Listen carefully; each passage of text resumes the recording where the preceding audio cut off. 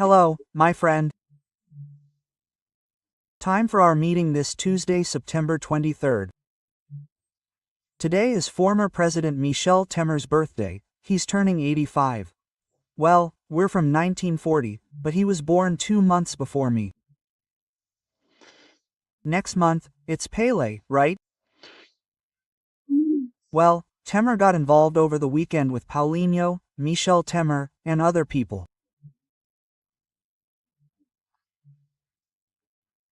I posted a leg in the X. The only information is that the owner of that leg has bad taste, is inelegant, and that he's wearing brown shoes and black socks, right? But someone else took the photo too. Yesterday, Temer, speaking to an audience at Faria Lima, said he had to start all over again, perhaps because of Sunday's reaction.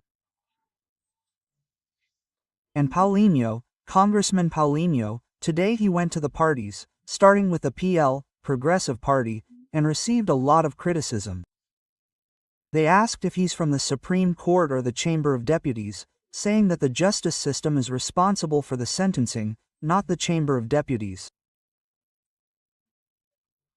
The Chamber of Deputies deals with amnesty, and then there were some statements that leader Sosthenes found insulting, and he ended up apologizing to Paulinho. But let's get to today's topics where Trump won the day, shall we? Let's go. Hey, remember to subscribe and at the end to like or dislike.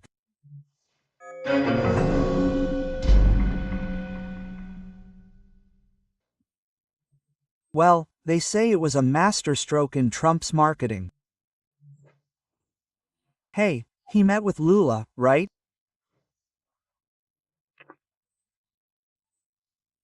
Lula had already given his speech, he hadn't yet, and he said they looked at each other, hugged, and there was a certain chemistry.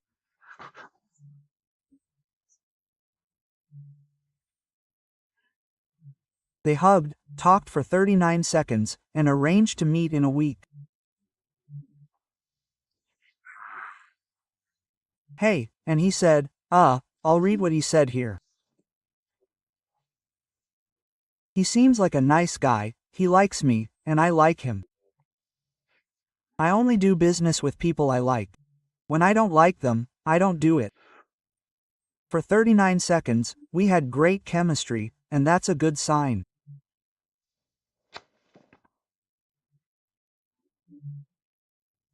The spokesperson who was with him said it was spontaneous, that it wasn't planned at all, and that Trump really sensed it, but with that, he dismantled one of Lula's great assets, which was to have a confrontation, right? He didn't want to talk to Trump once. Everyone who received the tariffs, took the initiative, called the President of the United States and negotiated in some way, compromised some things and so on, but, in the end, they agreed, like the leftist president of Mexico, right, who also received I think 50% and committed to no longer allowing drugs or illegal immigrants through, right? And it was resolved, and Lula was like, if he wants, he can call, if he wants, he can call. Of course, he won't call. The 50% tariff is the goat he put in the room, hoping the room's owner will talk to him to settle things, right? Yeah, but anyway. Yeah, and then Lula was bashing Trump, bashing the dollar. Yeah, I'm talking about the South, right? It's full of people. China has become South, right? Feels Southern, right? Russia feels Southern, right? Yeah, everyone was under the South's thumb, stuck with South Africa, yeah, and bashing Israel, right? Yeah, but anyway, now he's going to have to talk to Trump. And Trump, with all this sympathy, took Lula's guns away, took the initiative, right?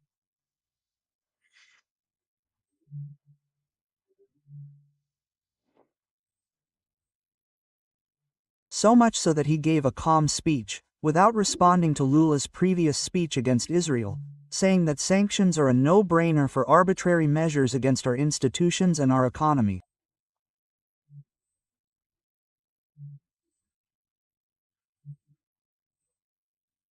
He justified Bolsonaro's conviction, right?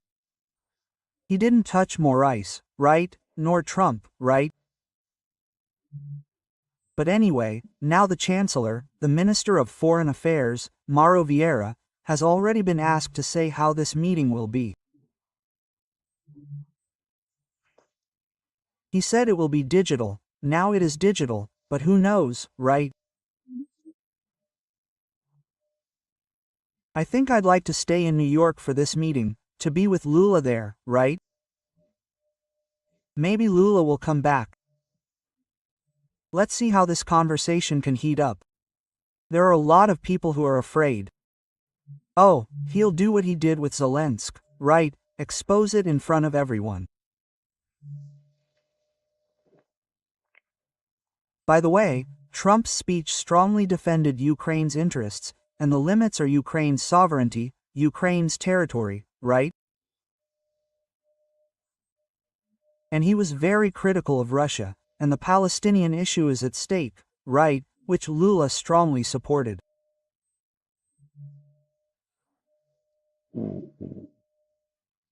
Well, President Macron recognized the Palestinian state as if it were something new, back in 1993, in the agreements between Israel and the Palestine Liberation Organization.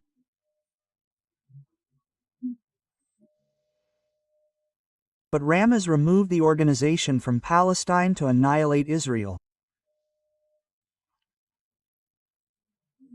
The Palestine Liberation Organization of Acer recognizes the State of Israel, and with that, Palestine's right to be a state is also recognized.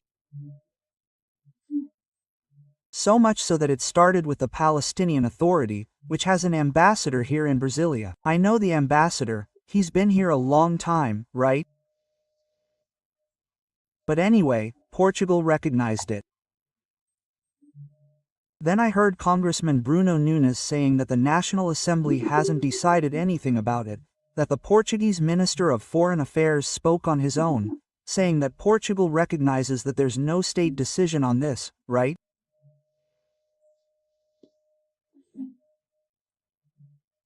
So, the politics that spill over there at the UN, right? Congressman Hugo Mota blocked the issue of Eduardo Bolsonaro being the minority leader, right?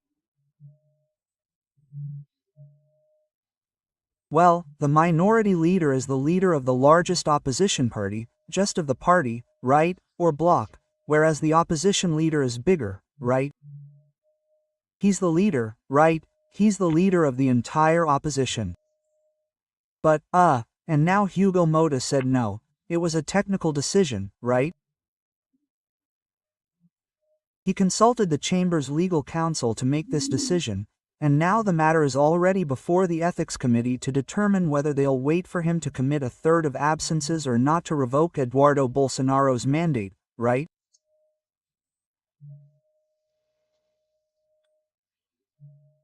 And, by the way, Lula has the opportunity to discuss these matters with Trump, right, to show that the ambassador there is not Eduardo Bolsonaro, but Lula, right?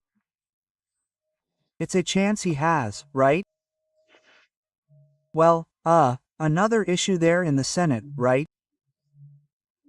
The Chamber, you remember, approved the constitutional amendment protecting representatives, that is, representatives defending themselves from the Supreme Court. This is addressed to the Supreme Court, right? I think Article 53 of the Constitution is sufficient.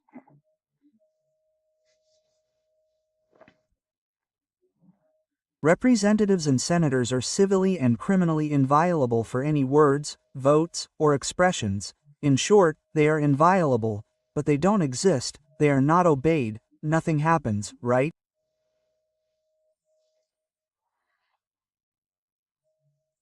Well, anyway, over there in the Senate, at Columbra, Rapporteur Alessandro Vieira and the chairman of the special committee, Lodo Alencar, are going to bury this in the Senate, right?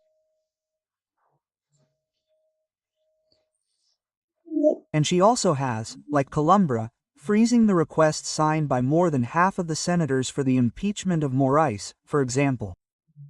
Morais, among others, no.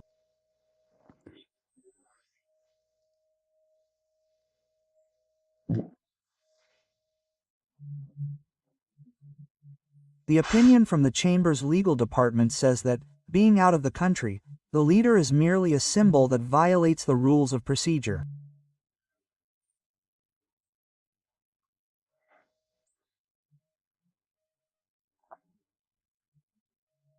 Speaking of which, as you know, Eduardo Bolsonaro and Paulo Figueiredo were indicted by the Attorney General's office for coercion, committing the crime of coercion against the justice system in the trial of Jair Bolsonaro, who was convicted.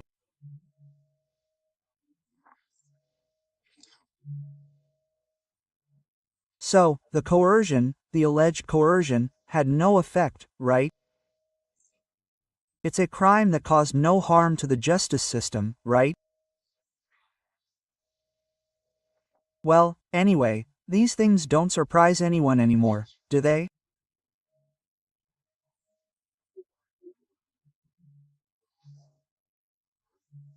And finally, I wanted to read to you, I received it, from a friend who is a priest there in the Amazon, deep inside the Amazon, and he told me the following. The government claimed it lifted millions out of poverty.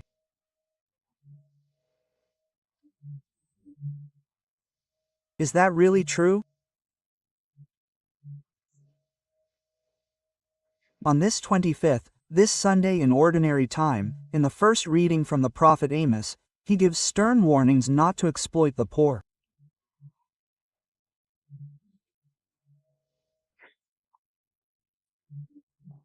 I believe these great statements from the prophet are of supreme use for our time, because the poor are exploited with subtlety, cunning, and malice, such as deductions from meager pensions, while civil servants with meager salaries take the money of the needy.